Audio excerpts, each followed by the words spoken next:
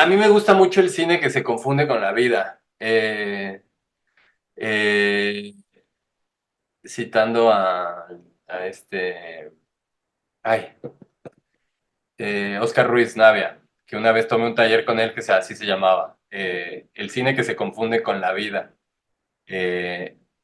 o la dirección de no actores. Y entonces era como, pues ahí él me enseñó, aprendí ahí con él, cómo crear una película junto con un personaje. De manera que es una colaboración bastante sincera en donde cada uno se abre para compartir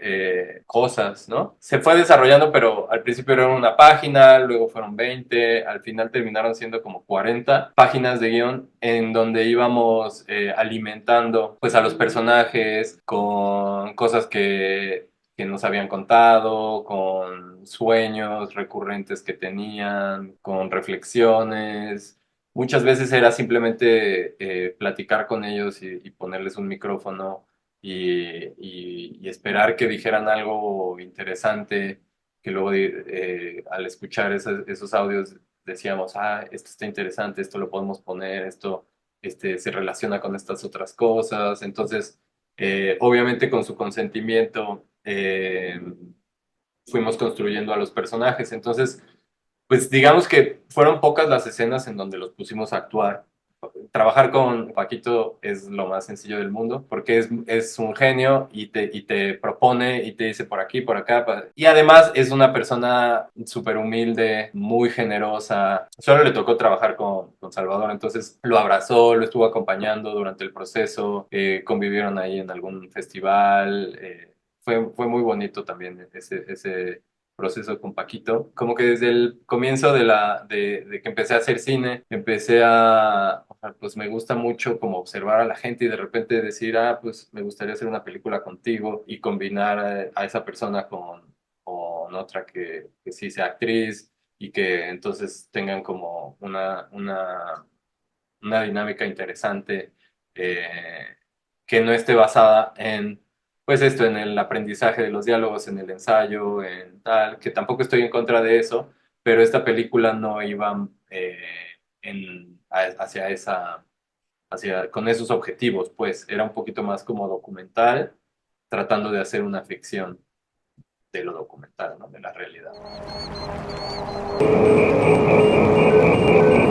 Al haber crecido ahí en el Estado de México, en el Valle de Toluca, y ver cómo ha ido cambiando a lo largo del tiempo, es de ir pasando de un paisaje más rural hacia uno muchísimo más industrializado, con muchísimas viviendas nuevas y pues ya unas condiciones de vida que ya no son las que eran hace 30 años, evidentemente, y que van hacia la destrucción de este entorno, ¿no? Porque no hay medidas en cómo ser, digamos, simbióticos con el medio ambiente en esta zona del país. El río Lerma es el río más contaminado del país y recibe los desechos industriales de las fábricas que producen los productos que consumimos todos los días. Entonces era también como abrir esta puerta a ver ese mundo que lo decimos en la nueva película, que es como el traspatio del traspatio, como que si México es el traspatio de Estados Unidos, el Estado de México es el traspatio de la Ciudad de México y que como dices, está suficientemente lejos y suficientemente cerca, pero demasiado lejos en muchos niveles. Y a pesar de que Toluca es una ciudad, casi se está volviendo en una ciudad dormitorio, porque la gente vive en el DF, pero también hay una gran industria. Entonces,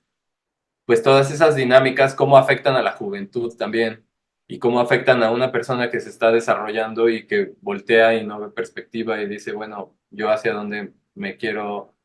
alinear y eso, pues lo que decías de retratar personajes reales, pues tiene que ver como con esa voluntad de acercarnos más a las personas, de no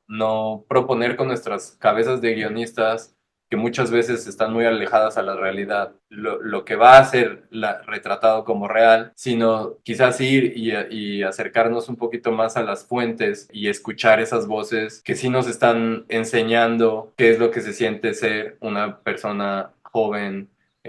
adolescente creciendo